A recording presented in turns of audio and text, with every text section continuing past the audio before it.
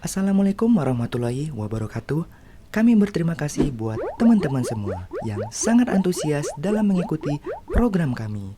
Bagi teman-teman yang belum bertanya, bisa langsung di kolom komentar atau DM Instagram Pramah Riau.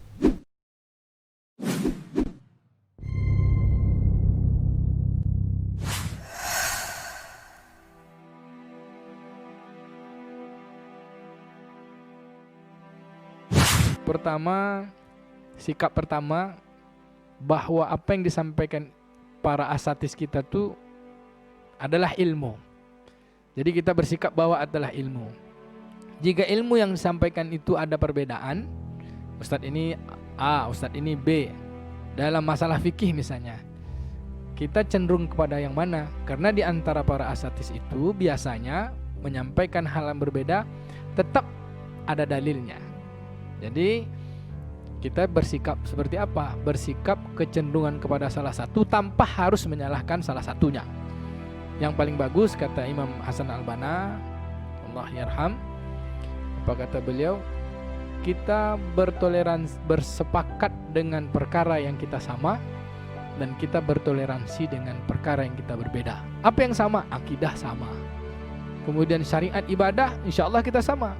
Tapi hal-hal yang cabang berbeda, maka kita bertoleransi atas perbedaan itu dan tidak ada kata-kata hujat. Itu yang pertama. Mudah-mudahan saudari kita Ukhti Rafika ini bisa sudah banyak nih disampaikan oleh para asatid kita, mudah dipahami insyaallah. Sikap kita, perbedaan itu memang ada, tapi kita saling bertoleransi.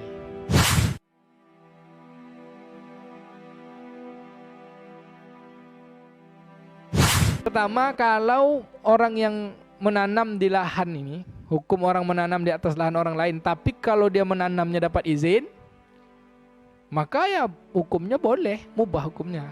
Tapi kalau dia menanam tanpa izin, ada dua pendapat. Pertama, kalau lahan itu mati, lahan itu ditinggalkan, lahan itu semak belukar, lalu dimanfaatkan orang lain, ditanam, tapi lahan itu jadi lebih baik, ini sebagian orang menyebut boleh, apalagi sebagian ulama menyebut boleh, apalagi kalau lahan itu lebih dari 2 tahun tidak digarap. Seperti Sayyidina Umar, bahkan dalam sirah kita lihat Sayyidina Umar kalau ada tanah dibiarkan selama 2 tahun, maka itu diambil negara untuk dikelola, yang hasil dari pengelolaan itu diserahkan kepada Baitul Mal untuk fakir dan miskin. Nah ini pertama. Jadi kalau boleh, kalau misalnya sama-sama suka, nanamnya diizinkan ya boleh. Tapi kalau nanamnya tak diizinkan, kemudian lahan itu baik, maka yang menanam ini zalim. Zalim kepada pemilik tanah. Karena tanahnya baik, tanahnya bagus, tiba-tiba digarapnya gitu.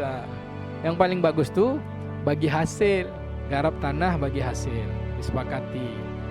Yang kedua, dan bagaimana pula memakan hasil tanaman orang lain di atas tanah kita?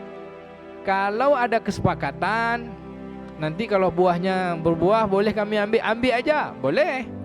Tapi kalau yang nanamnya zalim terhadap tanah kita, yang memiliki tanah, yang lahan, kemudian orang yang punya lahan itu terus mengambil hasil buah yang dimakan tadi, yang ditanam oleh orang yang tanpa izin tadi, nah ini juga tak baik. Jadi sama-sama tak baik nih.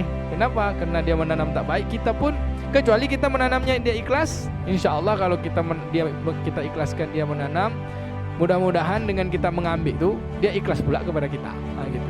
Tapi intinya kalau memakan buah tuh sama-sama, yang menanam minta izin, yang mengambil buahnya pun minta izin, karena dia berjerih payah, dia mengusahakan.